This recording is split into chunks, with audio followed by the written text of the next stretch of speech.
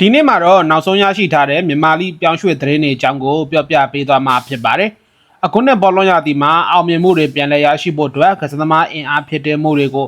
စက်တိုက်ဆောင်ရွက်နေလဲရှိတဲ့ရတနာပုံအသင်းကတော့လူအင်အားထပ်မံဖြစ်တဲ့အနေနဲ့ဇာနီယာသူကိုခေါ်ယူလိုက်ပြီဖြစ်ပါတယ်။ဇာနီယာသူဟာရှယ်ယူနိုက်တက်အသင်းရဲ့ငယ်မွေးချန်ပေါကစားသမားတအုပ်ဖြစ်တယ်လို့ရှယ်ယူနိုက်တက်အသင်းနဲ့လည်းအောင်မြင်မှုတွေရရှိခဲ့မှုတဲ့ကစားသမားတအုပ်ဖြစ်ပေမဲ့2024-2025ဘောလုံးရာသီမှာတော့ဒဂုံစတာအသင်းကိုပြောင်းရွှေ့သွားခဲ့ပါတယ်။ဒဂုံစတာအသင်းမှာလည်းဇာနီယာသူကသူ့ရဲ့အကောင်းဆုံးပုံစံတချို့ကိုဆက်လက်ပြသထားပေမဲ့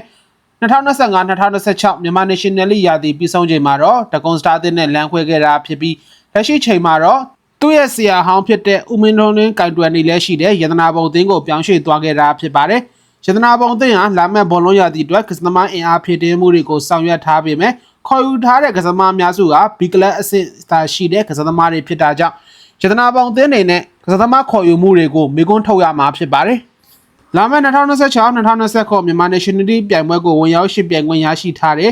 ရန်ကုန်စီးတီးအသင်းကလည်းဟန်တာရီအသင်းရဲ့တိုက်စစ်ကစားသမားတအုပ်ဖြစ်တဲ့တန်တိုးအောင်ကိုခေါ်ယူလိုက်ပြီဖြစ်တယ်လို့ရန်ကုန်စီးတီးအသင်းရဲ့ကြေညာချက်အရသိရှိရပါတယ်။တန်တိုးအောင်ဟာဟန်တာရီယူနိုက်တက်အသင်းအတွက်အကိုရတဲ့ကစားသမားတအုပ်ဖြစ်ရပ်တည်နိုင်ခဲ့ပြီးတော့ပြီးခဲ့တဲ့ရာသီကဟန်တာရီယူနိုက်တက်အသင်းအတွက်သွင်းဂိုး၁၁ဂိုးထိသွင်းယူပေးထားနိုင်ခဲ့တဲ့ကစားသမားတအုပ်ဖြစ်ပါတယ်။ရန်ကုန်စီးတီးအသင်းကတော့ကစားသမားအင်အားဖြစ်တင်မှုတွေပြုလုပ်တဲ့အနေနဲ့မြက်ကောင်းခန့်တန်တိုးအောင်တို့ကိုခေါ်ယူလိုက်ပြီဖြစ်ကြောင်းသတင်းထုတ်ပြန်ထားပေမဲ့ခွန်ကျော်စင်ဟိရိုဂျီဇွဲခန့်မင်းဇွဲထန်မင်းစိုးအာကာနဲ့ဘရာဇီးကစားသမားတအုပ်ကိုပါခေါ်ယူထားပြီးပြီလို့သိရှိရပါတယ်။အခုနှစ်ဘောလုံးရာသီမှာချန်ပီယံဆုဖလားကိုပြန်လည်ရယူနိုင်ဖို့အတွက်ရခိုင်ယူနိုက်တက်အသင်းကမူစတာဖာဒဂုံပေါ်အသင်းကဂိုင်းမန်ချန်နဲ့ရှယ်ယူနိုက်တက်အသင်းကဟင်ဖြိုးဝင်းနဲ့ရတနာပုံအသင်းကပြည်မိုးတို့ကိုခေါ်ယူထားတဲ့ရန်ကုန်ယူနိုက်တက်အသင်းဟာပြပကစားသမားခေါ်ယူမှုအနေနဲ့ရုရှားကစားသမားတအုပ်ကိုခေါ်ယူနိုင်ဖို့လက်ရှိချိန်မှာတော့အေဂျင့်ဖြစ်သူနဲ့ဆွေးနွေးညှိနှိုင်းနေတယ်လို့သိရှိရပါတယ်။ရန်ကုန်ယူနိုက်တက်အသင်းကခေါ်ယူနိုင်ဖို့အေဂျင့်ဖြစ်သူနဲ့ဆွေးနွေးညှိနှိုင်းနေတဲ့အဲဒီရုရှားကစားသမား